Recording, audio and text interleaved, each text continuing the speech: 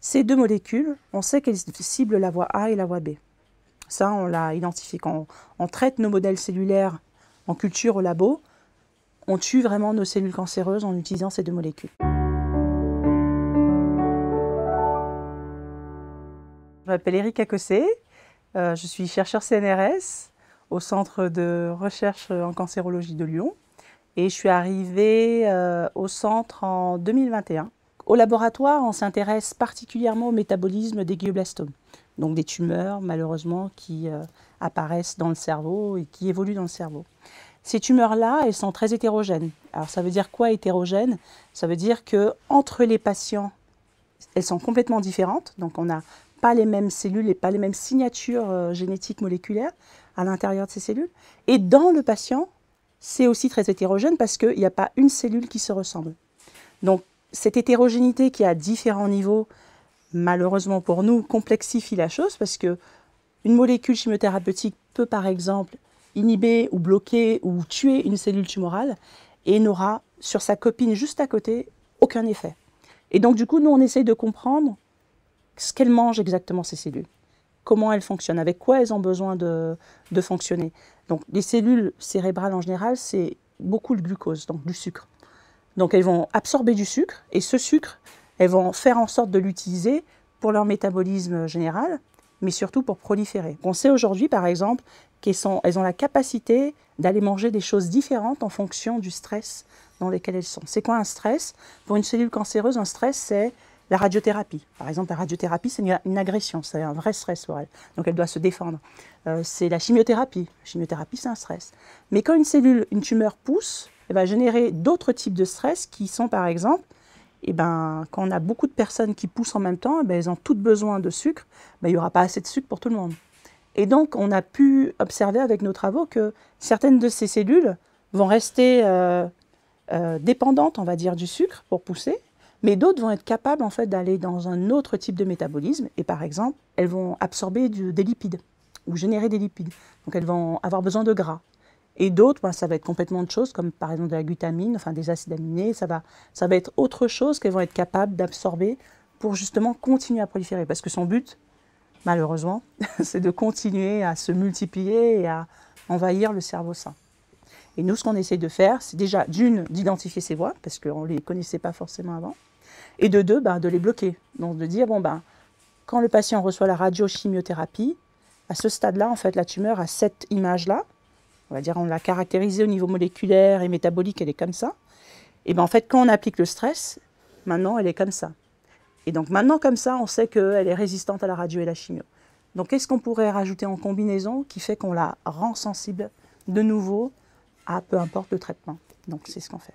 Pour accélérer un petit peu la recherche et puis on appelle ça la translation vers la clinique, on essaie plutôt de cibler des molécules qui existent déjà. Le fait qu'elles soient déjà utilisées en clinique, pas pour soigner du glioblastome évidemment, pour soigner d'autres pathologies, ça fait que toutes les études de toxicité ont déjà été faites chez l'homme. Donc on n'a pas à les refaire, donc on ne prend pas 4, 5, 6, 7 ans d'essais cliniques chez l'homme. Et ça, on appelle ça du repositionnement thérapeutique. Ça veut dire qu'on a aujourd'hui vraiment énormément de molécules disponibles dans différentes pathologies, qu'on va appeler indications. Et dans ces indications-là, tu peux trouver des molécules que tu vas récupérer, parce que tu sais que cette molécule a un effet sur tes cellules, que tu vas récupérer, et ensuite que tu vas combiner à la radiochimiothérapie. Alors, on en a identifié par exemple 2 qui nous paraissent vraiment très intéressantes. Ces 2 molécules, on sait qu'elles ciblent la voie A et la voie B. Ça, on l'a identifié. Quand on traite nos modèles cellulaires en culture au labo, on tue vraiment nos cellules cancéreuses en utilisant ces 2 molécules. Et donc du coup, on va prendre ces 2 molécules-là et on va les utiliser en combinaison avec la radio et la chimiothérapie. Ce qu'on espère, c'est on essaie au moins faire un effet additif. Un effet additif, ça veut dire que ta molécule que tu as utilisée, elle agit sur tes cellules cancéreuses, donc elle va les inhiber, elle va les tuer. Et ta chimioradiothérapie, on sait qu'il y a un effet. Ce qu'on s'attend, c'est qu'en associant les deux, on double, on triple, on quadruple l'effet qu'on a pu observer au laboratoire. Et dans l'idée, ce qu'on aimerait, c'est apporter une preuve de concept, de dire, voilà, ces molécules-là fonctionnent, et avec la radiochimiothérapie, on a un effet additif ou synergique, on ne sait pas, qui est vraiment très intéressant.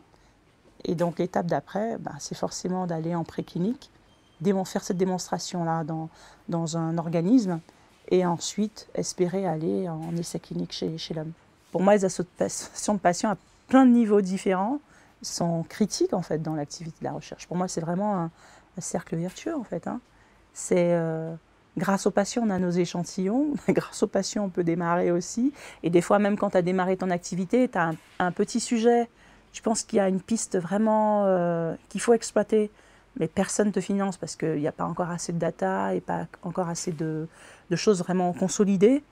C'est cet argent-là qui te permet quand même de faire ta démonstration pour ensuite aller vers des plus gros financeurs qui te financeront à l'échelle de plusieurs milliers d'euros. Et donc, du coup, sans cet argent-là, tu fais rien. Pour moi, tous les hommes sont des chercheurs, par définition. Je veux dire, je donne souvent l'exemple à mes étudiants, j'ai mon vélo qui crève, je vais essayer de comprendre où est-ce que ça a crevé, comment je le change. Même si j'ai jamais changé ça, j'ai besoin de mon vélo pour avancer. Donc voilà, je vais chercher. Mais en fait, en soutenant la recherche, on soutient juste l'identité propre d'un être humain, en fait. On est censé chercher. L'homme est chercheur par définition. Et donc, du coup, quand je vois les finances diminuer, je trouve ça d'une tristesse, c'est tellement dramatique. Je dis, mais je ne sais pas où on va, en fait. Ça fait un petit peu peur.